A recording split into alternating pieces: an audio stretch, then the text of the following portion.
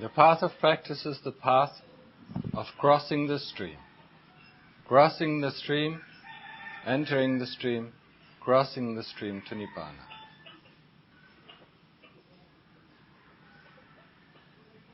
In the text, it is mentioned like crossing the stream with a raft. Once you're over there, then you do not carry on the raft that you need to cross the stream, but get rid of it. Now when I see a lot of people coming here, what they do is, they look here, they are at one side of the stream, they want to cross the stream, or at least they say they want to cross the stream. And then they look at the different boats. Then they're afraid to go in this boat because they thought it will drown. They're afraid to go in that boat, or they don't like this kind of boat, or they don't like that kind of boat. They don't like the captain or the steering boat, and so on, and so on, and so on. So all their life what they are doing is looking for the right boat to cross the stream safely and comfortably. Because some boats are not so comfortable, so they're looking for another boat. And in the end, after the life has passed away, they're still at the other side of the river. They will never ever be able to cross the river because they will never able to make the decision to cross. Because this boat is not fine, or that boat is not fine, or this is not right, or that is not right. And then there comes a very naive person who just sees all the boats, uses its common sense, gets in the boat and crosses the river. Maybe it has to swallow a little bit of water, but it crosses safely. And then at the other end, at the other side of the river, it puts the boat back in the river, and then that person is over there. It just doesn't worry about all these things. It just goes in the boat, takes the boat to cross the river. And that is all what is necessary. It's not afraid of all the dangers that lurks. It's not interested in hearing about all the dangers that lurks on the way. It just goes into the boat and uses all its meaner or common sense to cross the river. And that's it. It's very easy this way. But most of us, this is not comfortable, or we have doubt about this, or we have doubt about that. That's why we never actually get on the way. We never actually get in the boat, or we might get into the boat and then get out of the boat again. Instead of using this boat to cross the river. And the boat has just this mean, to cross the river. That's all. So there are actually a few people who will be able to cross the river. And these few people, don't worry about what is going to happen. They just want to cross the river, and that's all what they have in mind. They want to cross the river to get to Nibbana, to get to the state of freedom, to get to the state of ultimate happiness, or supreme happiness. So they don't worry. And when one reads the suttas, there is one of the story of the family of Arahants, where the mother, father, son, and daughter became enlightened. When one asked the daughter, how it was to get enlightened, how difficult it was, it said it was so easy, it was just in a click. This kind of naive person, just made the way, without even worrying about this or worrying about that. It just went into the boat, took the paddles, and crossed the river. That's all what it needed. We who have a lot of doubt, this might be difficult, or that might be difficult, or this is not right, or that is not right, forget it. We will never be able, not even be able to, to make the first step. We still, at the end of our life, we still will evaluate what is the easiest way. Well, think about it. See for yourself what kind of person you are. Just jump into the river, Just get into the boat and swim across. And then you can evaluate. Yeah? The difficulties are not that bad. When we look at the suttas, about the different stories of the Arahants, they made it. Some made it very easily. For some it was more difficult. And the difficulties start in our brains. This is not comfortable, or this might not be good, or this teacher is wrong, and I am right. I am right, yes. I am the only one who is right. This is called conceit. I am the one who is right. I know better than everybody else. I know better than the Lord Buddha. This does not need to be done because I'm more clever than the Lord Buddha. I've trained myself more. I've trained the 10 perfections that the Lord Buddha needs to get Buddhahood, to get to the state of Buddhahood. So I have trained myself more than the Lord Buddha. That's why I'm cleverer. Don't we think like that? This is the wrong way. Who are we? All of us who are sitting here, we have not even done 1% of the perfection of the Lord Buddha. So how can we say that we are cleverer than him? That we don't need to do this or we don't need to do that? Who are we? We are cleverer than the Arahants who are around us, who are our teachers. They have crossed the river. We are still at the other side. We haven't even gotten in the boat. Are we cleverer than them? They were so clever and crossed the river. And we are still at the other side. And we shit on their heads, saying this is not right, or this cannot be right, or that cannot be right. Who is that? Have we done our work? The moment we have done our work, the moment we have crossed the river, then we can open our mind. But then, of course, there is no need to open the mouth. Think about it very carefully. Especially Western minds are very conceited. They know everything better than everybody else. They have no respect for their teachers. Because they think they are cleverer than their teachers. Who are we? If you understand what the main concept is, if you understand how to get to Nibbana, then you know this is the main obstacles. And for the Westerners, this is one of the main obstacles. Their conceit. Thinking they are cleverer than everybody else. They haven't even made the way. They haven't even gone in the boat. But they think, that they don't need to do this or don't need to do that. So they won't listen to a teacher who actually has crossed the river.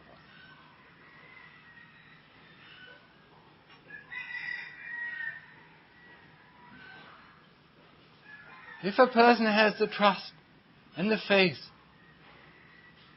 and listens to a teacher who has crossed the river, he can make it very easy. It's just like that person that I mentioned. Jumps into the boat and crosses the river. And it's there. Without any difficulties. We have to have faith. We have to have faith in the teaching of the Lord Buddha. We have to have faith in the teaching of our teacher. And the one who crossed the river, who has gone through the stream and knows all the difficulties and all the obstacles in the stream. And then he can tell us, move to the left or move to the right. To cross the hindrances. Or that's how you do it, or that's how you do it. But now, we don't even listen, because we are cleverer. From the beginning on, we are smarter than them. We are so smart that we actually never be able to cross the river.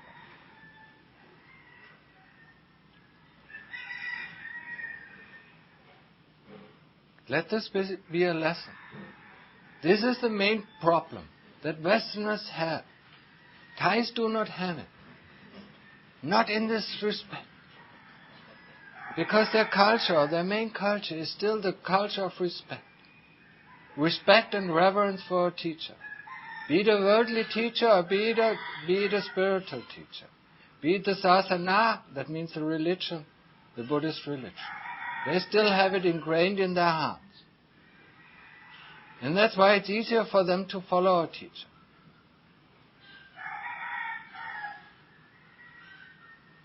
But it changes. Even now it changes. The Western influence comes to Thailand and it will change. And has already started to change. So the religion will be lost because there will be no teacher anymore. There will be only the books and the texts.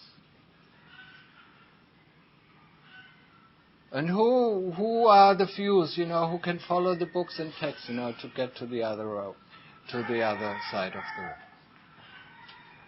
There's 1 out of 1,000,000 who can do it. And Luang Pu Man was one of these millions. Luang Pu Man, who is the founder of this forest tradition?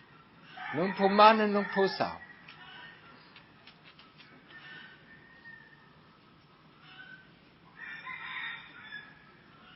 So if you do not follow their teachings, which teaching are we following? Our own teaching? We know what it has led us to us. Up till that moment. Our own teaching is our own views and our own opinions about this and about that. And what does it? It has led to what? It has led to dukkha. A lot of dukkha that we have. A lot of troubles, a lot of difficulties, a lot of hindrances, a lot of problems. That's what our views and our opinions have led us to. To lots of problems. We have to have faith. And the more faith we have, the easier it is. We just let us fall ourselves into the unknown.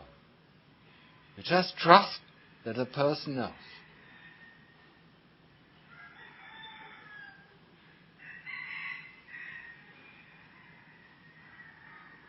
This is the easiest way. If you can't, then we have to work hard to develop this kind of trust, to develop this kind of reverence, to develop this kind of respect. If you can't, we are lost. There's no way. And why? Because in the end, if you really understand what the aim is, what Nibbana is, to let go of oneself. That means to let go of one's opinions, to let go of one's views. That's it. If one has no views, one is free of views. If one has no opinions, one is free of opinions. And that's what is freedom. Freedom just to see every moment, every singular, particular moment the way it is. The truth, the Dhamma. Because Dhamma doesn't have any opinions. Dhamma doesn't have any views. Dhamma also itself, if you call it the true nature of things, changes every moment. So how can we fix it with our views and opinions? How? It's impossible to fix it because Dhamma is flowing. Dhamma is something that flows.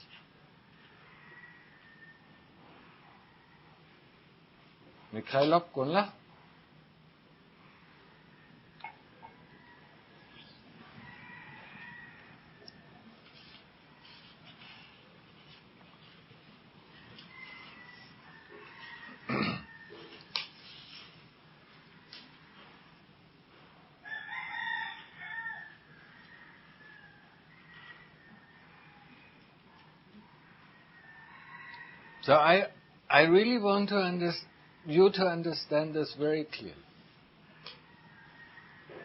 If you tend to happen a lot of views and opinions about this and about that, better know that in the end you have to give them all up. You have to give them all up. So why not starting in the beginning? Why not trusting somebody who has made the way? Like Thanacha Mahaboa or Luang Pu Ma. Luang Pu Sao and the others who are around us. They know the difficulties, they know the way. We don't know the way. We have views and opinions about the way. They all lead us into disaster. Develop some faith, develop some reverence, develop some respect.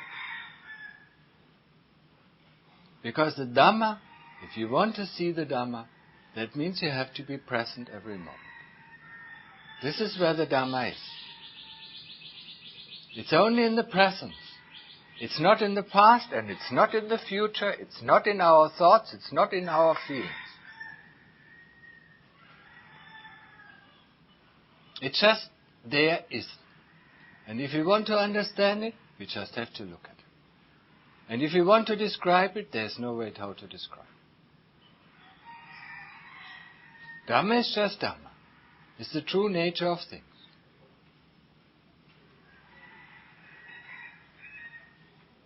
So remember this well. If you want to go the way, the last or the second fetter before the end is the fetter of manatiti, of conceit. So we have to let go of that. The earlier we let go, the easier it is to go along the path. If we don't, we will not be able even to make the slightest changes. We have to start to make the changes in our head. We have to start to make the changes in our views and our opinions. Right view. You know, right view is one of the factors of the Eightfold Path. And the Lord Buddha taught us the right view. And the Arahants teaches us the right view. If you think that this is not right view, that they are wrong, that the Lord Buddha is wrong, then we are certainly doomed. Doomed when we want to go the path to liberation. What is liberation? Liberation is freedom. It's freedom of everything. It's freedom of views, it's freedom of opinions, it's freedom of thoughts, it's freedom of feelings, everything. It's freedom of the body. This is called freedom. We can have a thought, but we are free of it. We can have a feeling, but we are free of it.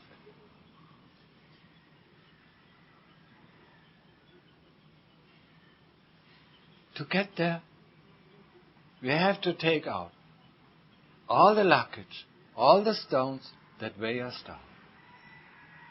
And the most heaviest stones are these of doubt, of conceit, of views, opinion.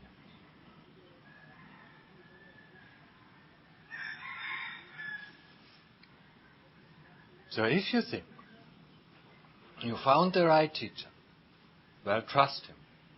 Trust him 100%. And then just let's go the path. Don't start to be cleverer than he is.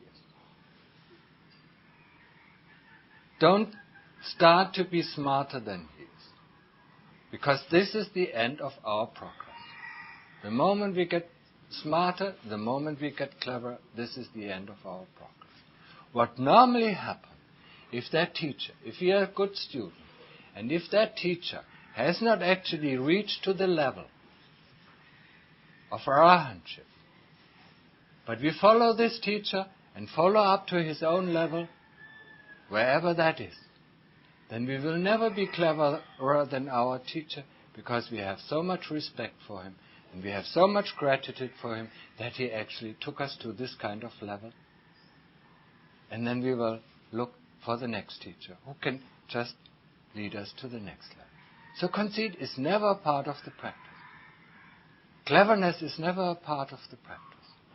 If we use cleverness, then we use the cleverness to tackle the kilesas, to tackle the forces that bind us to these 10 fetters, that bind us to this everlasting round of rebirth, to this roller coaster of life, from one life to the other, up and down, up and down, up and down.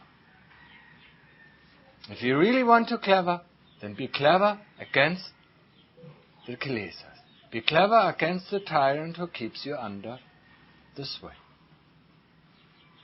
That is where we can use our cleverness. We don't use it against the teacher. Once we reach the same level of the teacher, we will be grateful that he has led us to that state. And there will be no regret. And there will be no anger that he has not gone beyond this level. Understand that clearly.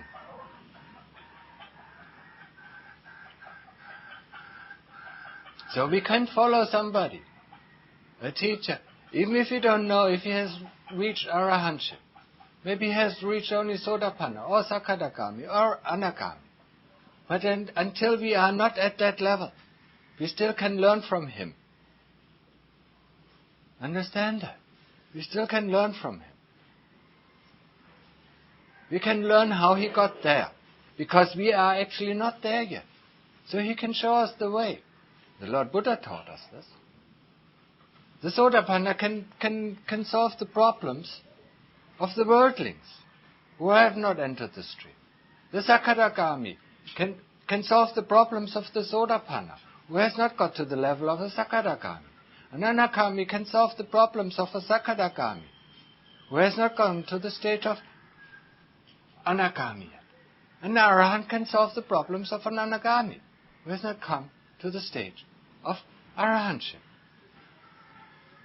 And the Lord Buddha can solve the problems of an Arahant if he has them. So, that's the way how it works. Now think about it. Think about your conceit. Think about your views and opinions. This is not good, that is not good. This is not right, that is not right. How much do you suffer from them? Look at it. You have to go from you're like driven out from one town to the other. Because in this town you don't like the houses, or you don't like the government. In that town you don't like the prisons. In that other town you don't like the restaurants, and so on. You're driven from one town to the other. You're driven from one teacher to the other. And never ever be able to learn, the most fundamental things. In the end you're just outcasted somewhere in the desert. And then you have to meet yourself. And then you run away from yourself. And we have done that, not only this life, but we have done that the previous lives, and the previous lives, and the previous lives. Run away, run away.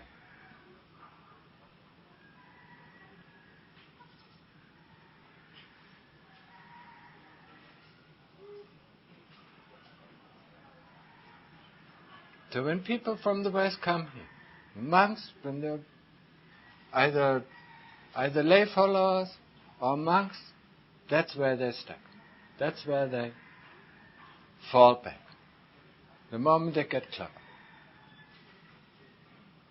And that's the end of their practice. No matter how long they're ordained. They might be 20 years ordained or 30 years ordained, but that's the end of their practice. The moment the thought comes into the mind, I'm cleverer than my teacher. Or I know better, or this must not be done, or that must not be done. Or this is not for me, or this is not in my line with my tendencies. That's the end of our practice. And that's where we stay till the rest of our lives, if we don't change it. And I've seen too many monks, and I've seen too many lay people just stopping at that stage. And that's why I want you to listen, or to keep that in mind very closely. Whatever you do with it, it's your own business. It's not, you don't do me a favor to practice. You don't do me a favor if you listen to what I say. You really don't do me. It's to your own wholesomeness that you listen. It's to your own wholesomeness that you follow. You don't do me a favor. Actually, it's just the opposite. Takes a lot of energy to teach. And it doesn't give me anything, except for the one moment where somebody reaches one of the good states, or wholesome states of practice. That's my only repay. If somebody of you enters the stream, that would be my repay. If somebody of you enters Appana Samadhi, that's a little repay. If somebody of you enters Arahantship, that's a big repay. That's the only thing. So when I teach, and I teach for you, not for myself. I know what to do. I'm happy with myself. I can stay in a cave, for months on end. I don't need anybody. I don't need people. I don't need anything to be happy. I'm just happy, with whatever happens just right now at the moment. Understand that well? It's out of your concern that I'll give you instructions. My concern to help you, not to being lost in a vast stream of different methods and different opinions and different views. Just to show you what you can do, to overcome the hindrances and to enter actually on the path or to go to the end of the stream, to cross the other side. That's what I'm there for. So if I can help you, just take my hand. Don't criticize, my hands are too big or too small or too active. That's what normally happens.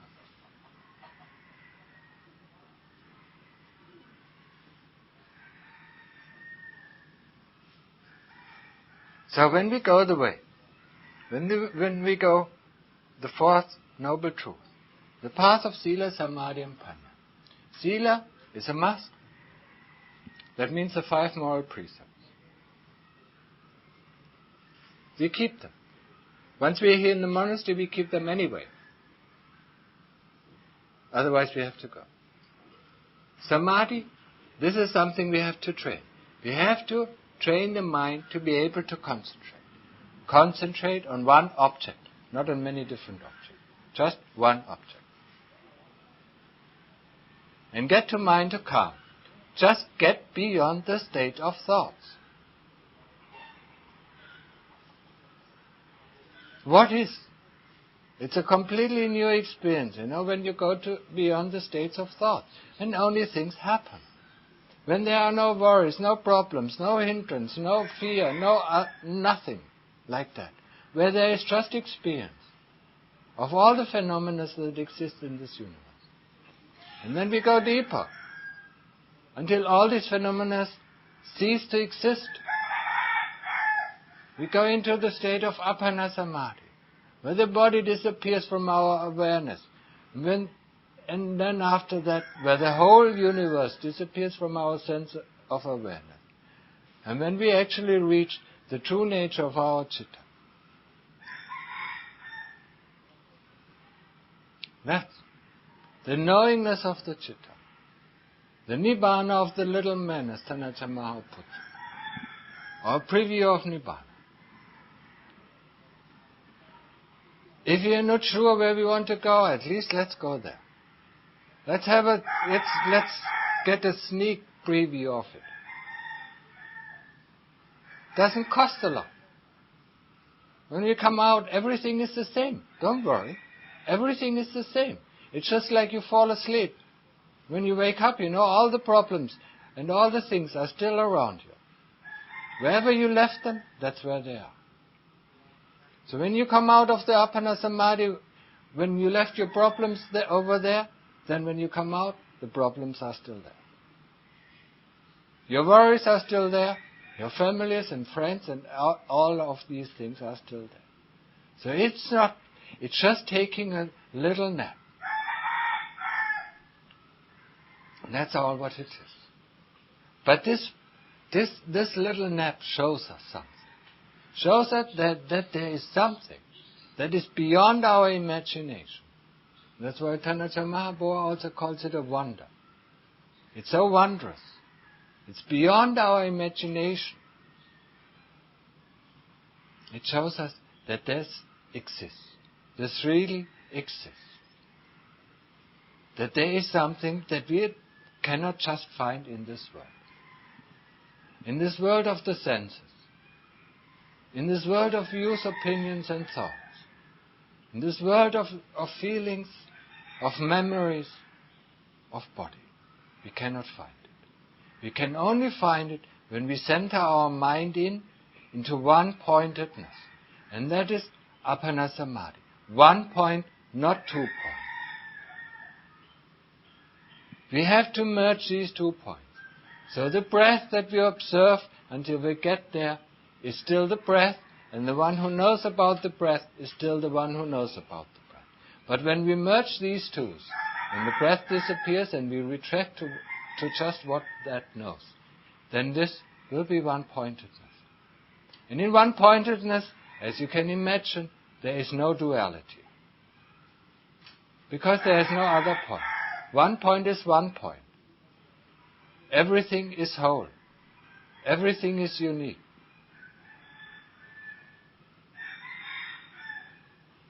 And there doesn't exist anything else than this uniqueness or this wonder.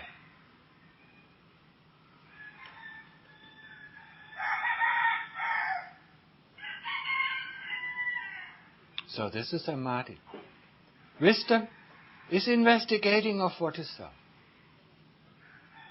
Self is made out of 5 groups, called the 5 khandhas. Self is made out of the body, the group of the body, the group of feeling, and feeling consists of 3 feelings: pleasant feeling, unpleasant feeling, and neutral feeling. The group of memories and associations, the group of thinking, and the group of consciousness. They work together to build that castle of self. That's what we call I, that's what we call mine, that's what we call ourselves. And if you investigate that, if you investigate the moment you have a thought, I am, in what kind of group does it fall? Does it fall in the group of the body? When you look in the mirror, it falls in the group of the body. When you look at your body, it falls in the group of body. When you have a feeling, I'm happy, that falls in the group of feelings. When you have a memory, I remember this, then it falls in the group of memories. When you have a thought, I think this, then it falls in the group of thinking, of thought. So, and what else is there? We still have consciousness. But we are not able, until that moment, we are not really able to get consciousness, to see consciousness. Because our mindfulness is not sharp enough. Our awareness is not sharp enough just to get consciousness, to see consciousness. Because we have to be extremely aware of what is going on to see consciousness. Because consciousness is just acknowledging that something has come into contact with the senses. That's all what a consciousness is about. It doesn't tell us what it is. What it is memory and association that tells us what it is. Consciousness is just pure consciousness of sense data coming into our sense fields. That's consciousness. Now all these 5 groups arise and cease, arise and cease. One group is triggering the other group. So the body is triggering feeling, or the feeling is triggering body, or feeling is triggering memory.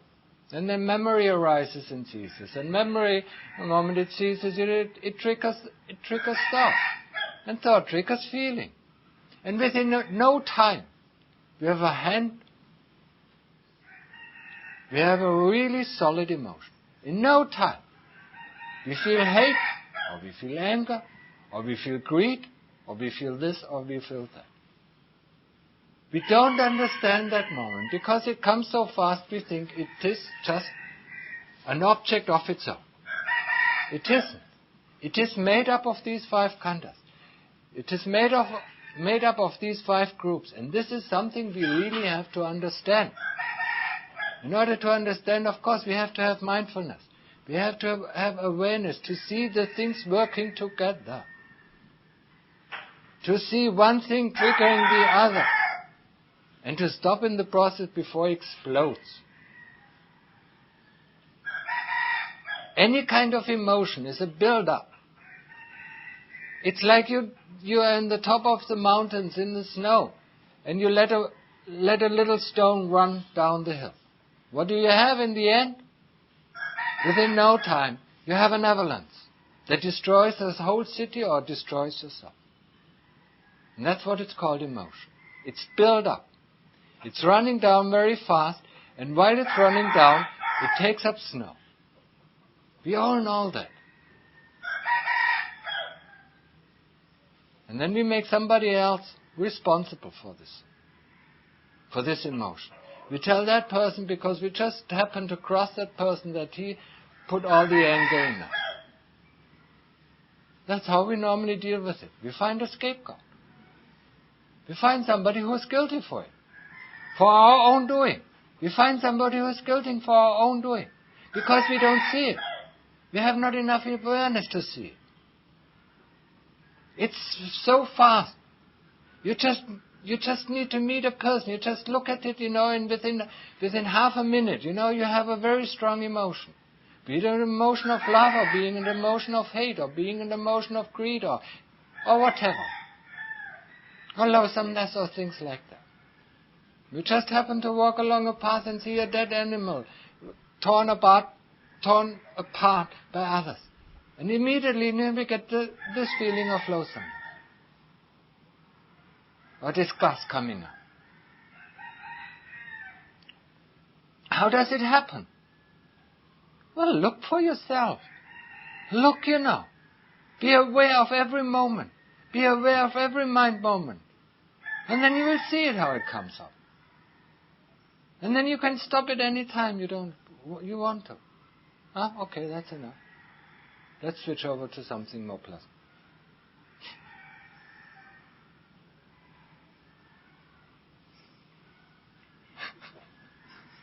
Would you like to hear about a second ghost story? Typical English